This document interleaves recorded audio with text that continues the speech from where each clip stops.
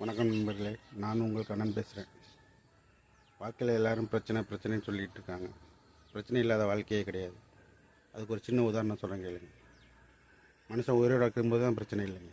மனுஷன் செத்துட்டாலும் பிரச்சனை இருக்குங்க. செத்த பிறகு பாருங்கள் 2 பிரச்சனை வரும். அவனை எரிக்கிறதா புதைக்கிறதா. புதைச்சிட்டா பிரச்சனை இல்லைங்க, எரிச்சிட்டா 2 பிரச்சனை. அந்த இடத்துல புல் முளைக்குமா முளைக்காதான்னு. புல் முளைக்கலைன்னா பிரச்சனை இல்லைங்க, அந்த இடத்துல புல் முளைச்சிட்டா 2 பிரச்சனை. அது மாடு திங்குமா திங்காதானே. மாடு திங்கலைன்னா பிரச்சனை இல்லைங்க, மாடு தின்னா 2 பிரச்சனை. பால் கறக்குமா கறக்காதானே. பால் கறக்கலைன்னா பிரச்சனை இல்லைங்க, பால் கறந்துடுச்சுன்னா 2 பிரச்சனை. அதை மனுஷன் குடிப்பானா குடிக்க மாட்டானா. மனுஷன் குடிக்கலைன்னா பிரச்சனை இல்லைங்க, குடிச்சிட்டா 2 பிரச்சனைங்க.